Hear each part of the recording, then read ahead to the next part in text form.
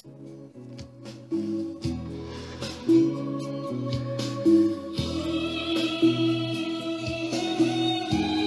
मेरो जीवनको केही सानो अंश यो युट्युबमा राख्दैछु, किनकि यो युट्युबमा राखेपछि म मात्र नभएर मेरा पुस्ताहरूले समेतले यो युट्युब हेर्नेछन्। त्यसकारणले म यो सानो मेरो जीवनको अंश युट्युबमा चाहिँ राख्दैछु।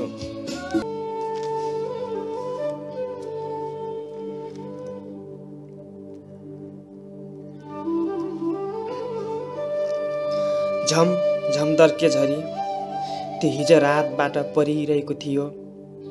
त्यो दिन बिहान मेरो छिमेकीको फोनमा काठमाडौँबाट फोन आएछ। मेरो फोन काठमाडौँबाट मेरो भाइले गरेको रहेछ। अनि छिमेकीले मलाई भन्दै थिए, तिमी काठमाडौँ तुरुन्त जाऊ रे, तिम्रो भाइले मलाई फोनबाट भनेको थिए। मलाई काठमाडौँ जानु पर्छ भन्ने केही मनमा शङ्का त लागिरहेको थियो, किनकि काठमाडौँमा मेरो केही काम थियो। अनि फोन आएपछि बिहान म झ्यालमा बसेर सोचिरहेको थिएँ। त्यो दिन दर्के झरीको थोपा छानाको बलेसीबाट निरन्तर टप्प टप्प चुहिरहेको थियो। म निरन्तर सोच्दै थिएँ, त्यो के भने मसँग पैसा थिएन कसरी काठमाडौँ जाने भनेर। नजाउँ त मनमा एउटा सिङ्गो सपना बाँचिरहेको थियो, त्यो कोरिया पुग्ने सपना। त्यो बेला म नचाहेर पनि मेरो पाइलालाई यात्रातिर मोड्न बाध्य बनाइरहेको थिएँ। घरबाट बाटो लाग्ने बेलामा परिवारसँग बिदा भएर मेरो एकजना भाइसँग बस चढ्ने ठाउँसम्म यात्रा गर्न लागे।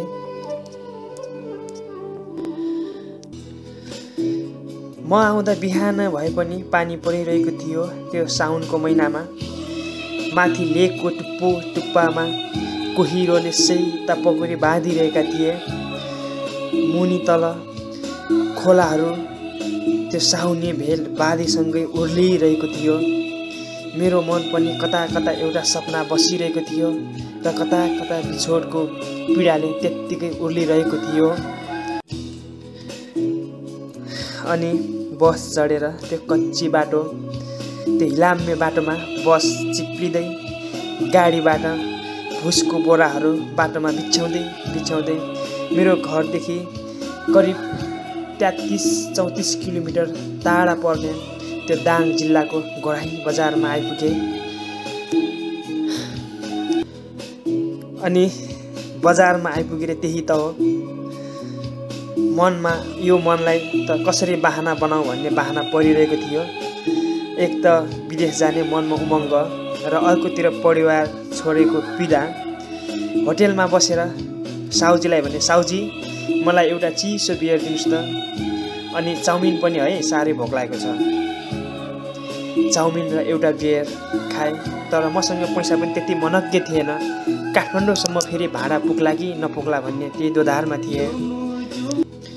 तर जेन तेन गरेर काठमाडौँसम्म आइपुगे। अनि काठमाडौँ आएर म मेरो मामाको घरमा बसेर ट्रेनिङ लिन थालेँ कोरिया जानको लागि। भैँसेपाटीमा ट्रेनिङ लिएँ। ट्रेनिङले चाहिँ करिब 2 महिनापछि मेरो कोरियाको सपनाको संसारमा उड्ने दिन पनि आयो।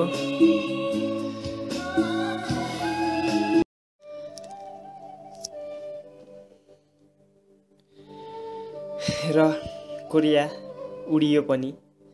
प्लेनमा कहिले नबसेको मसँग एकजना मेरो भाइ अनि लमजुङतिरको एकजना घले साथी, त्यही प्लेनमै परिचय भयो। प्लेनमा कहिले नबसेका हामीहरू आकाशबाट तलको बादलहरू हेर्न तछाड मछाड गर्थ्यो कहिले। तर झ्यालतिर त्यो मेरो एकजना भाइ बसेको थियो। अनि बिचमा म यता छेउतिर घले लमजुङको एकजना साथी। अनि ऊ साथीलाई पनि हामी बेला बेला भन्थ्यौँ, तपाईँ पनि हेर्ने हो, मुनि हेर्नु त। सायद त्यो चाइना थियो होला। बर्सातमा कति धमिलो पानी देखिन्थ्यो अनि कति ठुलो घनाजल देखिन्थ्यो माथि आकाश प्लेनबाट। हामीहरू त पहिले सुरुमा त डर लागेको थियो, तर पछि हामी बानी पनि पर्यौँ। केही 6 घन्टा जति यात्रा गर्दा गर्दै रातिमा हामी कोरियाको इन्चन एयरपोर्टमा आइपुग्यौँ र त्यहाँबाट इन्चनमा फेरि ट्रेनिङ गर्नको लागि राति नै गयौँ। लखतरान परेका थियौँ हामी। कोठामा केहीजना बस्यौँ र कुराकानीहरू गफहरू गऱ्यौँ। तर गफ त खासै त्यति त के आउँथ्यो र, त्यही त हो रात काट्ने बाटो। कतिजना त नयाँ साथीहरू नि कोठामा नै परिचय भएको थियो। 3 दिन त्यहाँ ट्रेनिङ गरियो। ट्रेनिङ गर्दा निकै निद्रा लाग्ने, अगाडि क्लासहरू भइरहेको हुने थियो, तर निद्राले अत्यन्तै च्याप्थ्यो। झपक्क निद्राले ढाल्न थाल्थ्यो। त्यो हल्का हल्का गर्मी पनि थियो।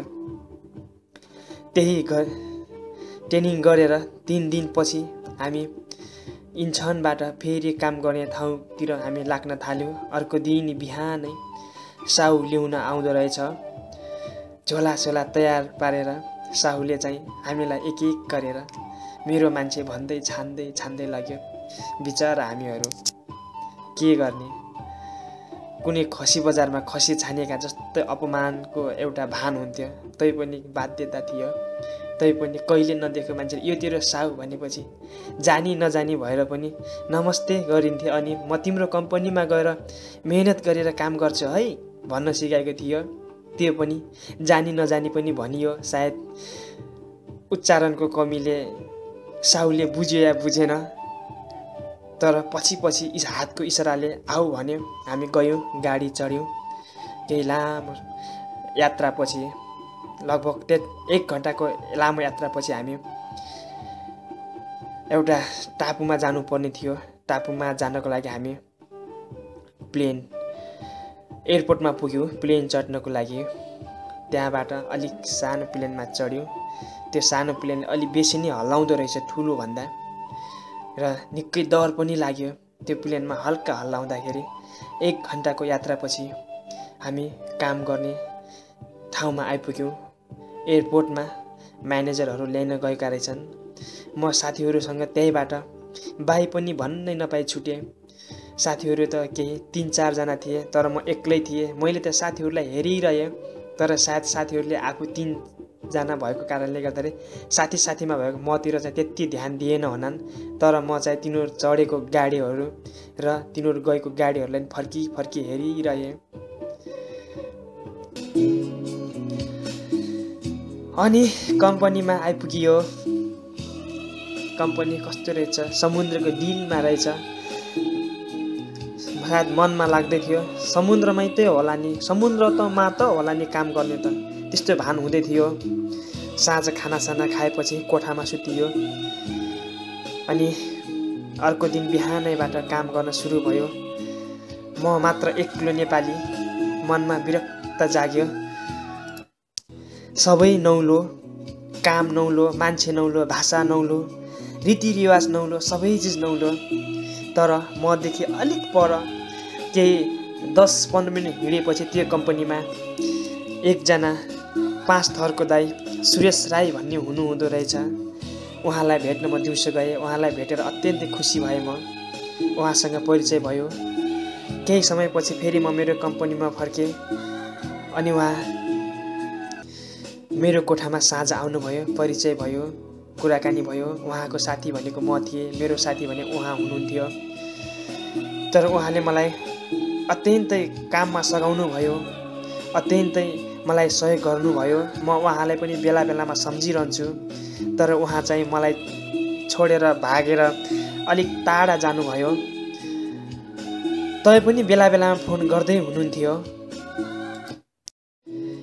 कोरियामा मेरो काम सुरु भनौँ कि दुःखको दिन सुरु भनौँ, धेरै सङ्घर्ष गर्नु पर्यो मैले।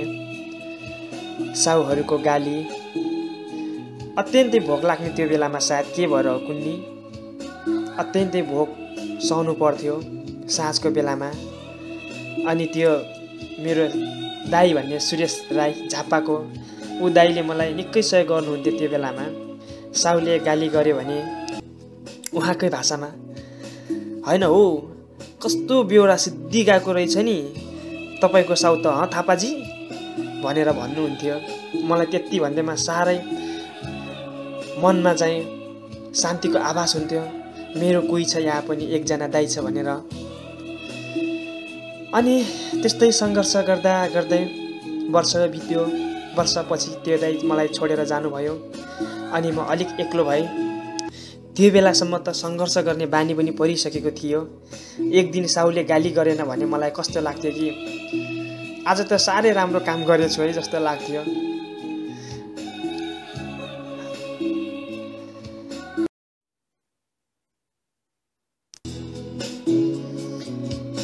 सङ्घर्ष र सपना सोचे जस्तो थिएन। सपना जुन तवरले सोचिन्थ्यो घरमा नेपालमा बसेर, तर त्यस्तो थिएन।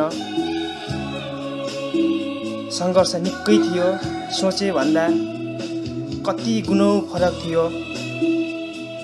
त्यो सङ्घर्ष गरियो। धेरै पटक हातपात पनि भयो म माथि।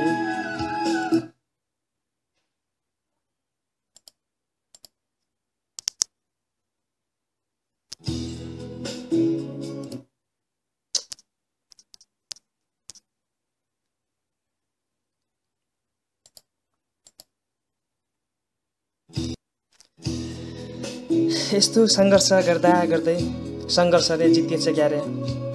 अब त सङ्घर्ष पनि केही नै नमानिन थाल्यो। सबै सजिलो लाग्न थाल्यो। कामहरू, साउको गालीहरू सबै प्यारो लाग्न थाल्यो। काम गर्दै गर्दै गएँ। 5 वर्ष पनि, अब त 5 वर्ष पनि पुग्न लागेछ। यहाँको बसाइ पनि अब अन्तिम हुन लागेछ। करिब अब 15-16 दिन बाँकी। तर यो मान्छेको लोभी मन मान्छेलाई कहिले पनि कुनै कुराले पनि नपुग्दो रहेछ। भनिन्छ नि मान्छे जन्मदा पनि रुँदै जन्मन्छ, बाँचुन्जेल पनि केही न केही गरी आफूले दुःखी भइरहन्छ र मर्दा पनि अरूलाई नै रुवाएर मर्छ। त्यसकारणले मान्छेको जुनी पनि सधैँ दुःखी रहन्छ रे। दुःखी हो अर्थात् अरूलाई दुःख बनाइरहने, दुःख दिइरहने हो भनेर भन्छन्। त्यही नै होला सायद। मान्छेलाई कहिले जीवनमा पैसाले अथवा भनौँ यस्तै आवश्यक पर्ने चिजहरूले नपुग्दो रहेछ। मान्छेलाई सपनाहरू भइरहँदो रहेछ। हुन त सपना भएन भने आत्महत्या गर्ने मान्छेहरू सपनै टुटेर त हो नि। तर सपना चाहिँ मनमा जगाइरहनु पर्छ। सपना भएन भने त जीवन सकिहाल्यो नि, होइन र? मेरो विचारमा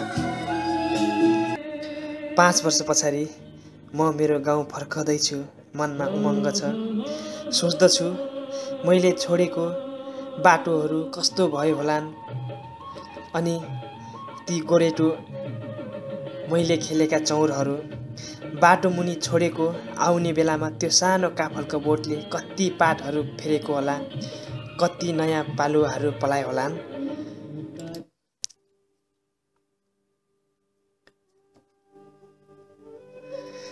अनि मेरो गाउँमा कति नयाँ मान्छेहरूको आगमन भयो होला।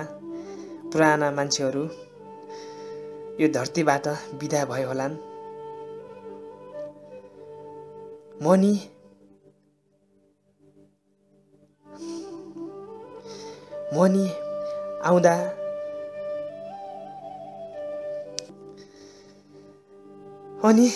आउँदा अलि मोटो र सुन्दर थिए जस्तो लाग्छ।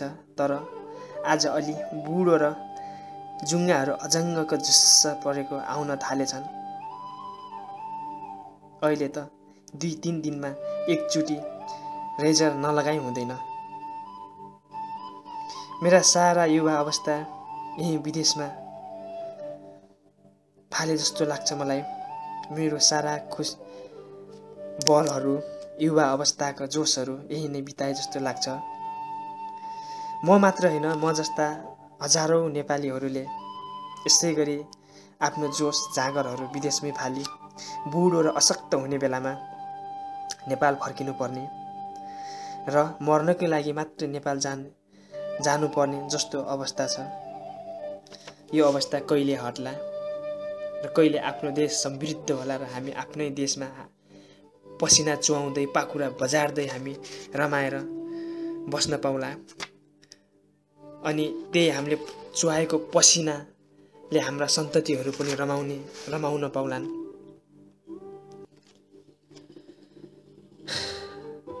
यो 5 वर्ष मैले लाग्छ यो 5 वर्षमा मैले के गुमाएँ त जीवनमा, अनि के पाएँ त?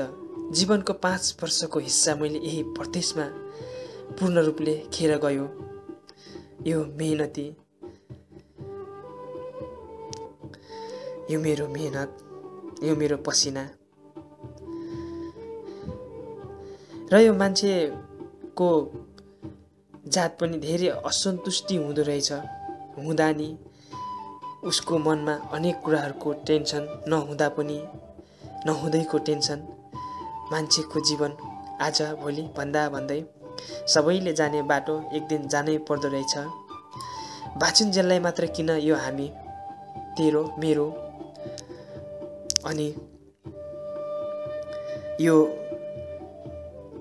आफ्नो यो बिरानो कस्तो है। हामी जस्तै पुरानी अरू जनावर हेरौँ न, कति मजासँग बाँचिरहेका हुन्छन् खुसी साथ। तर हामी बाँचुन्जेललाई तेरो मेरो आफ्नैसँग पनि मनको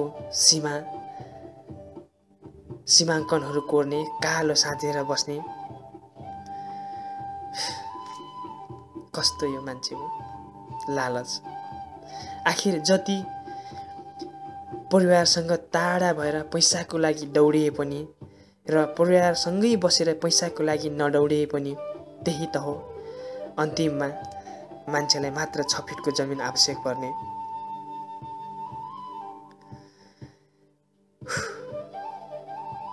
जीवन, यो मान्छेको जीवन।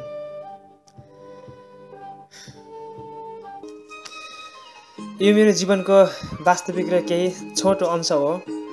मेरो परिचय भन्नुपर्दा मेरो नाम चाहिँ अर्जुन थापा मगर। मेरो घर चाहिँ नुवागाउँ गाविस वडा नम्बर 4 पिराले रोल्पामा पर्दछ।